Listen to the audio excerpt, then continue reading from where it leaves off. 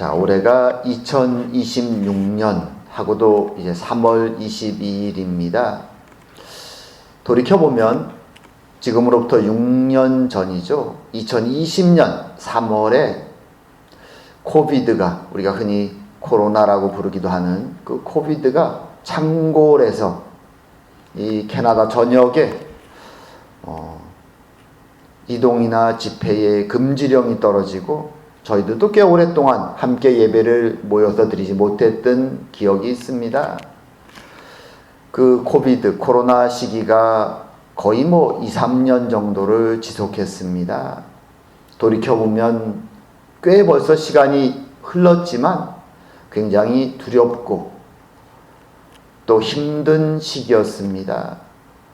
이 코로나 시기가 2년이 넘게 지속했기 때문에 이 시기를 지니고 나자 사람들의 삶의 습관에도 많은 변화가 찾아왔죠. 그래서 사람들이 꽤 오랫동안 회사를 직접 출근하지 않고 집에서 일하는 것이 익숙해지다 보니 그런 스타일의 업무도 굉장히 많아지고, 그리고 그전엔 별로 없었던 딜리버리 시스템, 배달하는 것들도 굉장히 많아졌습니다. 그리고 웬만한 것은 서로 인터넷으로 서로 통화하고 회의하고 처리하는 방식도 굉장히 많아졌습니다. 서로 잘 웬만하면 만나지 않아도 쉽게 일을 처리하는 방식으로 사람들의 생활 습관이 바뀌었습니다. 그리고 또 하나 바뀐 것은 사람들이 이제는 눈에 보이지 않는 곳에 세균이 있음을, 그리고 그 세균들이 우리에게 치명적일 수 있음에 대한 두려움을, 경각심을 더 많이 가지게 되었습니다. 그래서 사람들은 집 밖에 나갔다가 집에 들어오면 손을 씻고 스스로를 다시 한번 그런 세균이나 눈에 보이지 않는 것들로부터 정화하는 일들을 이제는 습관적으로 많이들 합니다. 하지만 사람들이 이렇게 눈에 보이지 않는 세균에 대해서는 많이 경계하고 그것을 방지하려고 노력하지만 사람들은 동일하게 눈에 보이지 않는 부정한 것들, 부정한 영, 부정한 생각들, 그런 것들에 대한 경계심은 아직도 별로 없습니다. 하지만 성경을 보게 되면 모세오경의 앞부분에서부터 실제로는 레위기에 가면 굉장히 자세하게 정결법을 정해서 하나님은 눈에 보이지 않는 부정한 것들에 대해서도, 그것이 영적인 것이든 육체적인 것이든 하나님은 경고하시고 그의 백성들이 그것에 신경 쓰며 살아가도록 주님은 가르침을 주고 계십니다. 어떤 면에서 오늘 본문에 등장하는 이 나병 환자의 일도 구약 레위기에 자세하게 기록되어 있는 부정함과 정결함에 관련된 정결법의 내용에 나오는 내용입니다.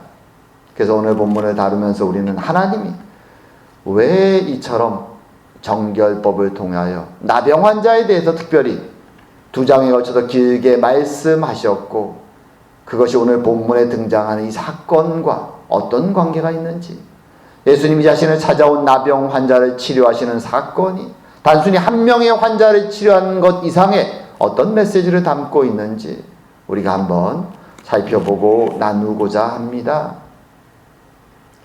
자, 오늘 본문 사건은 몇 주 전부터 저희들이 계속 보아왔던 갈릴리에서의 사역의 계속입니다. 그리고 이 사건들은 다른 복음서, 말하자면 마태나 마가복음에도 등장합니다. 하지만 누가는 누가복음만의 독특한 순서와 구조를 가지고 이 사건들을 하나하나 전개해 나갑니다.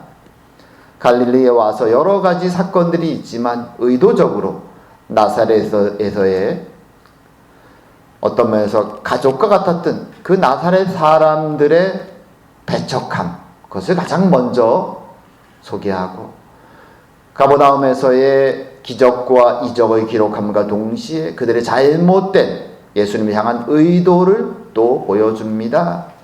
그리고 나서 참된 제자의 모습, 참된 신앙의 반응이 어떤 것인가를 베드로를 통해서 보여주죠. 그리고 오늘 이제 나병 환자, 예수님을 찾아온 이 나병 환자를 통하여서 또 한 예, 믿음의 한 예를 우리에게 보여주고 있습니다. 자, 이 사건을 보게 되면 우리가 세 가지 정도 중요한 포인트가 있는데, 첫 번째로 볼 것은 나병 환자가 예수님에게 찾아온 이 사건 자체입니다. 이 장면 자체입니다.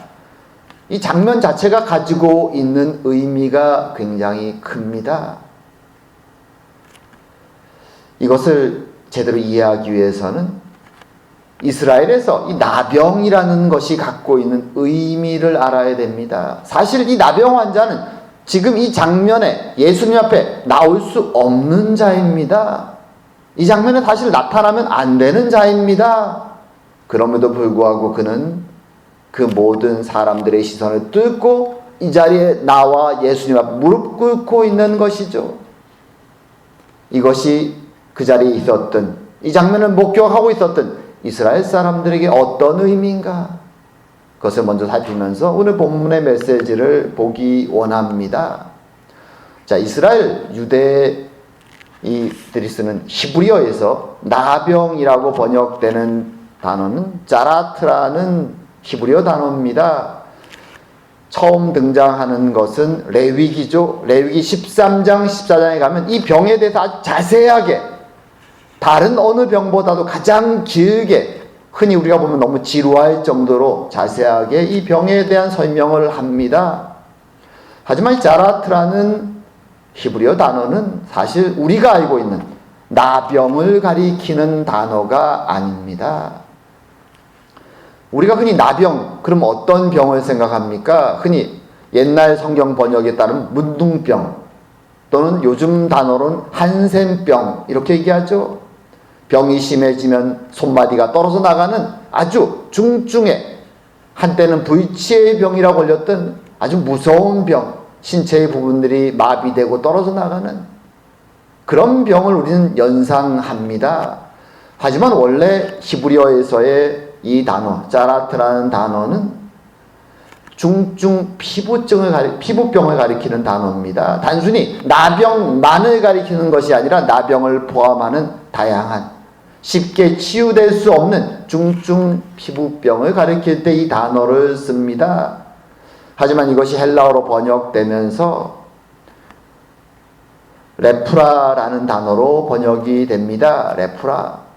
그리고 그 단어가 영어로 번역되면서 우리가 알고 있는 레프로시, 이렇게 나병이란 단어로 번역되면서 사람들이 오해를 한 것이죠.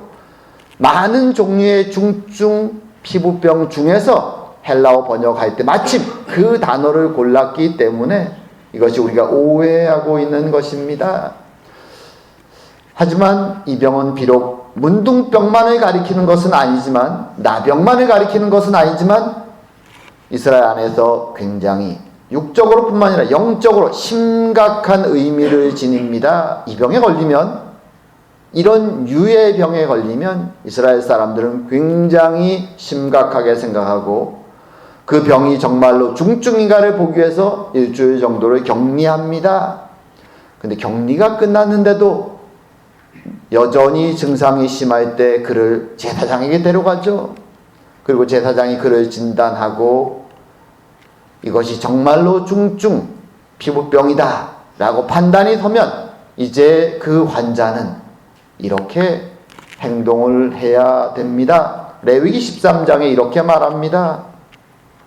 나병 환자는 옷을 찢고 머리를 풀며 윗입술을 가리고 외치기를 부정하다 부정하다 할 것이요 병이 있는 날 동안은 늘 부정할 것이라 그가 부정한 즉 혼자 살되 진영 밖에서 살지니라. 자, 이 본문을 보면 알지만 굉장히 좀 독특합니다. 병에 걸렸습니다. 중증 피부병입니다. 누가 봐도 확연히 알 수 있는 중증 피부병입니다. 병에 걸린 자체도 굉장히 고통스럽죠. 고대에는 의사가 따로 없었기 때문에 제사장에 가서 진단받는 것은 그럴 수도 있겠구나 생각하지만 왜 육체의 병을 가진 사람이 자신의 입술을 열어서 사람들 앞에서 부정하다, 부정하다 이렇게 외쳐야 됐을까요? 병에 걸린 것도 정말 마음이 아픈 일인데 왜 사람들 앞에서 이렇게 옷을 찢고 머리를 풀면서 마치 무슨 참담한 일을 경험한 사람처럼, 너무나 슬픔이 큰 참을 수 없는 슬픔을 경험한 사람처럼 행동하면서 부정하다, 부정하다 외치게 되었을까요? 이게 무슨 의미일까요? 이것은 이스라엘 안에서는 이 중증 피부병에 걸렸다는 것은 단순히 육체적인 병에 걸렸다는 것이 아니라 하나님의 징계하심으로, 하나님의 그의 죄에 대한 징계하심으로 하나님으로부터 벌을 받은 사람이다 라는 것을 의미합니다. 그러기에 그는 이제 그 하나님 앞에서 죄인으로 판단되고 벌을 받았음에 대한 회개와 참담함으로 사람들 앞에서 옷을 찢고 머리를 흐트리며 나는 부정한 자다, 부정한 자다, 하나님 앞에서 그렇게 죄의 벌을 받은 자다 라는 것을 고백하는 하나의 회개의 모습인 것입니다. 그리고 그가 마을에서부터 격리되어서 외딴 곳에 홀로 지낸 이유는 단순히 병이 전염되는 것 때문만이 아니라 그의 부정함이, 죄 지은 자의 모습이 사람들에게 퍼져나가지 않게 하도록 공동체에서부터 일정 기간 추방되는 것을, 하나님의 거룩한 공동체에 이 사람은 들어올 수 없는 죄를 지었다라고 선언하는 것입니다. 사실 이스라엘 역사 속에 보면 이런 장면이 몇 장면이 나옵니다. 이레위기에서 가장 가까운 민수기에 가면 모세의 누이 미리암이 하나님이 모세에게 주신 그 권위를 도전하다가 하나님으로부터 나병의 벌을 받습니다. 온몸에 병이 발진합니다. 그리고 모세는 하나님께 그 죄를 위해서 기도하죠. 미리암도 회개를 합니다. 그리고 또 지나다 보면 우리는 엘리사 선지자의 시종 게하시 사건을 알고 있습니다. 그가 문둥병 걸려서 왔던 나아만, 아람의 나아만 장군의 치유를 보면서 그로부터 그가 가져온 재물에 욕심을 내다가 그는 하나님으로부터 나병, 병을 얻게 됩니다. 하나님의 벌이었죠. 그리고 더 나아가서 우시야 왕, 유다의 왕이죠. 하지만 그가 하나님이 금지하신 성소에 감히 들어가서 혼자 분향을 하려고 하다가 하나님의 벌을 받아서 평생 나병 환자로 살았다라고 성경은 기록합니다. 그래서 유대인들에게 있어서 나병에 걸린다는 것은 하나님의 심판을 받은 죄인입니다. 말하자면 오늘 본문에 등장하는 이 나병 환자가 유대인들의 시선에서 보면 그런 존재인 것입니다. 사회적으로 고립되어서 외롭고, 육신적으로 병에 들려서 고통스럽고, 영적으로 하나님 앞에 죄인됨을 깨닫고 괴로운 것이죠. 그런 그가 오늘 예수님 앞에 나왔다는 것이 무엇을 의미합니까? 사람들은 왜 나왔냐고 분명히 나타나면 그 순간부터 욕을 하고 침을 뱉고 질책할 것입니다. 비난할 것입니다. 하지만 그럼에도 불구하고 그가 예수님 앞에 나왔다는 것이 무엇을 의미합니까? 바로 하나님의 은혜의 때가 되었음을 그가 확신하고 나타난 것입니다. 하나님의 은혜의 때에는 모든 병이 치유됨을 그는 알고 있습니다. 하나님의 은혜의 때를 시작하실 메시아가 오셨음을 그는 듣고, 비록 사람들 앞에 나타나는 것이 법적으로 율법에 금지되어 있음에도 불구하고 그는 확신을 가지고 주님 앞에 나와 무릎을 꿇고 얼굴을 땅에 대고 고백을 하는 것입니다. 주여 원하시면 나를 깨끗하게 하실 수 있나이다. 그는 믿음으로 그 모든 상황 속에서 그것을 이겨내고 주님께 나와 엎드리는 것이죠. 그래서 오늘 본문에서 그는 나올 수 없는 장면에 나왔지만 그의 마음속에는 이제 자신의 죄인됨을 고백하고 오직 유일한 소망 되신 하나님의 은혜, 메시아를 찾아 그 앞에 엎드리는 것이죠. 주님이라고 외치는 것입니다. 당신이 원하시면 나를 깨끗하게 하실 수 있나이다 고백합니다. 그는 병을 치료한다고 표현하지 않습니다. 다시 정결해지기 원합니다. 라고 고백하는 것이죠. 우리는 오늘 이 사건을 보면서 성경이, 하나님이 왜 율법의 정결이라는 것을 그처럼 강조하셨고 왜 나병이라는 것을 2장에 걸쳐서 레위기에서 우리가 읽을 때마다 지루하게 느낀 그 반복되는 내용을 말씀하시는지를 이 사건을 보면서 마음속에 깨닫는 것이 필요합니다. 하나님은 그의 백성의 공동체를 정결한 공동체, 깨끗한 공동체로, 육신과 영혼이 정결한 공동체로 만들기 원하셨던 것입니다. 하지만 동시에 그의 백성들이 살아가는 이 세상은 정결하지 못하고 부정하며 언제든지 부정함이 그들의 마음속에든지 육신에든지 임할 수 있는 환경 속에 살고 있음을 깨달으라고 말씀해 주시는 것입니다. 그리고 하나님은 결론적으로 그럼에도 불구하고 내가 반드시 나의 때에, 그 은혜의 때에 나의 백성들을 정결하게 만들 것이다. 그것을 기대하고 소망하며 살아가라고 이 정결 예식의 율법을, 하나님의 크신 언약 그 안에 담아 놓으신 것입니다.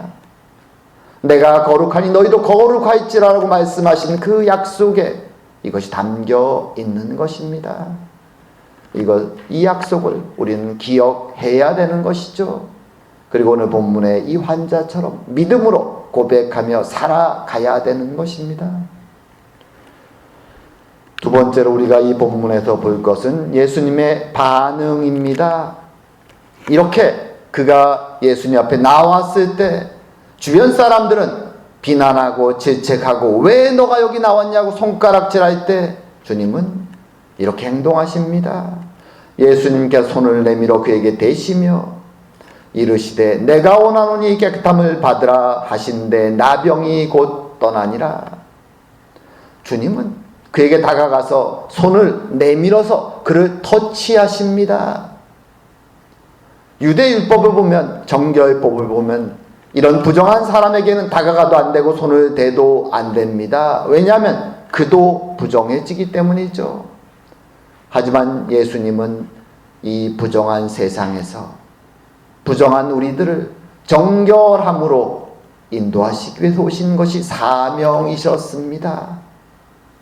그래서 그에게 다가가신 것입니다. 동일한 사건을 기록한 마가복음에는 이렇게 얘기하죠. 예수께서 불쌍히 여기사 손을 내밀어 그에게 대시며, 주님은 그 나병 환자의 믿음의 고백과 그의 마음의 안타까움을 알고 계셨습니다. 사회적으로 가족과 친구들을 떠나서 외롭게 혼자 살아왔던 그의 모습, 육신의 고통으로 고통스럽게 그 세월을 살아왔던 그 어려움, 그리고 영적으로 하나님 앞에서 죄인됨을 선언받고 살아가는 영적인 괴로움, 하나님 그의 어려움을 알고 계셨습니다. 그러기에 그를 찾아가셨고 사랑과 긍휼로 그를 터치하셨습니다. 그리고 말씀하시죠. 내가 원하노니 깨끗함을 받으라. 주님은 그에게 병이 나아라라고 말씀하시지 않았습니다. 깨끗함을 받으라. 하나님의 백성에게 필요한 것은 깨끗함입니다. 거룩함입니다. 정결함이 필요한 것입니다. 하나님은 그 예수님을 통해서 타락한 이 땅 속에서 거룩한 공동체, 정결한 공동체, 깨끗한 공동체를 회복하기 원하시는 것입니다. 그리고 그것을 아는 자들, 내가 부정한 자임을, 내가 깨끗하지 못함을 알고 고백하는 자들의 그 안타까운 심령, 죄와 타락의 세상 속에서 깨어진 마음으로 힘들어하고 어려워하고 고통 속에 있는 그 백성의 마음을 사랑과 긍휼로 찾아오시는 것입니다. 그리고 그에게 손을 터치하시는 것입니다. 그리고 그에게 하나님의 긍휼로 사랑으로 깨끗함을 주시는 것입니다.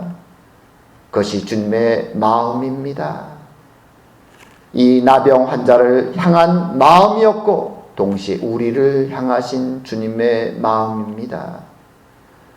비록 우리는 육신이 나병 환자처럼 눈에 보이는 피부병을 앓고 있지는 않지만 동일하게 부정한 육신과 부정한 생각으로 이 타락한 세상을 살아가던 존재들입니다.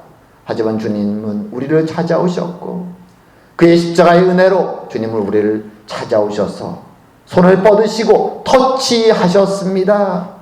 그래서 우리의 마음에 은혜를 주셨고 이제 우리를 거룩한 백성으로 불러주신 것입니다.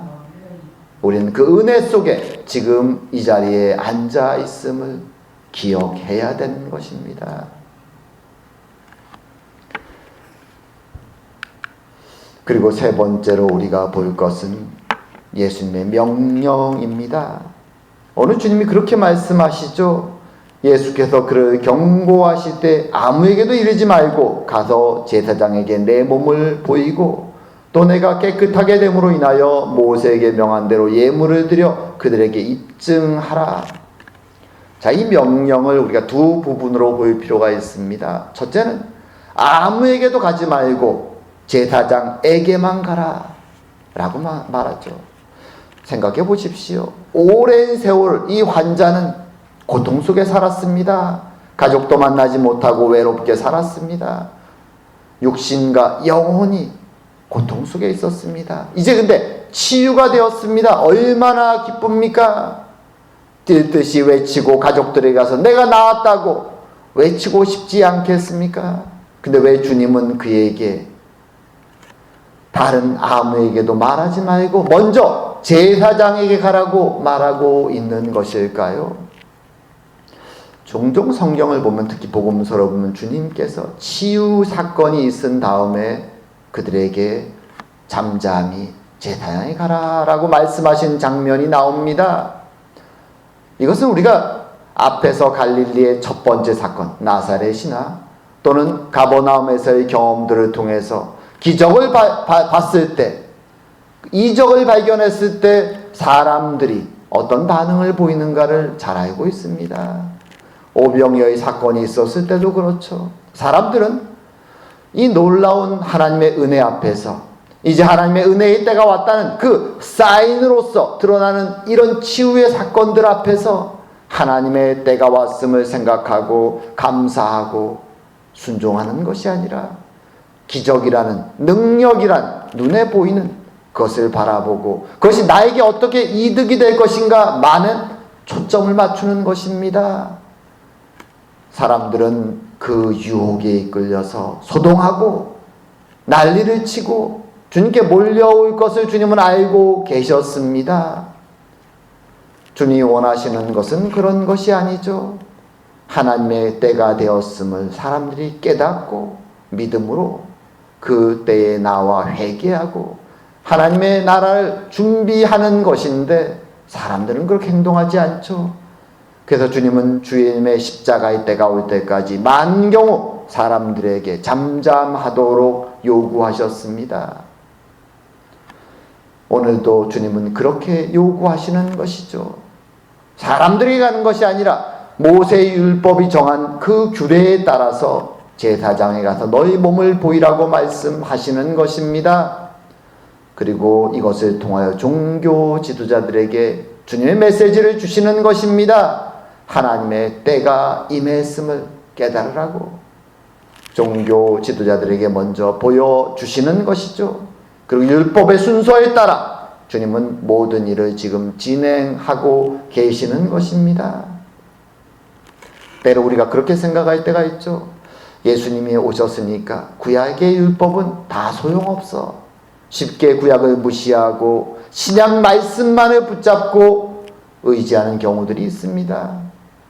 하지만 예수님에게 있어서 이 시대에 제자들에게 있어서 하나님의 말씀은 구약의 말씀이셨습니다. 주님은 말씀을 완성하러 오신 것이지 폐하러 오신 것이 아닙니다. 물론 주님이 제사제도를 완성하셨기 때문에, 정결법을 완성하셨기 때문에, 십자가의 죽으심으로 성취하셨기 때문에 그런 의식법은 더 이상 행하지 않지만 지금도 여전히 영적인 의미들 하나하나는 우리에게 살아있는 것입니다. 그래서 주님은 그 모든 것을 순종하시며 절차에 따라 그에게 다시 한번 공동체로 회복되는, 정결한 하나님의 거룩한 공동체로 회복되는 과정을 밟도록 하신 것입니다. 그리고 여기서 또 한 가지 중요한 것이 있습니다. 그것은 마지막에 입증하라라는 단어입니다. 입증하라. 그들에게 입증하라. 이게 무슨 말일까요? 입증하라. 사실 이 입증하라는 단어는 원래 헬라어에는 명사로 쓰여져 있는데 그 원래의 의미는 법정에서 증인이 증언을 하는, 그 증언을 가리키는 것입니다. 영어로 보통 testimony, witness 뭐 이렇게 얘기하죠. 증언하는 것. 그것을 입증이라는 단어로 번역을 한 것입니다. 율법에 따라 모든 과정을 밟아서 이 제사장 앞에 가서 하나님의 나라의 은혜의 때가 임했음을 증인으로서 고백하는 것이죠. 그리고 공동체로 돌아가서 하나님의 은혜가 나에게 임했음을, 메시아가 오셨고 은혜의 때가 임했음을 그는 증인으로서 증언해야 하는 것입니다. 그것이 은혜 받은 자의 사명이라고 말해주는 것이죠. 헬라어로 이 증언이란 단어가 마르툴리온이란 단어입니다. 그 단어에서부터 발전해서 오늘날 우리가 순교자라고 말하는 마터가 나오는 것입니다. 같은 어근의 단어죠. 왜 증인 또는 증언이란 단어에서부터 순교자라는 단어가 나올까요? 그들은 오늘 주님이 명령한 것처럼 하나님의 공동체에 가서 세상 앞에서 예수님의 증인으로서 증언을 하였던 것입니다. 그리고 어떤 위협이 와도 그것을 굴하거나 변경하지 않았습니다.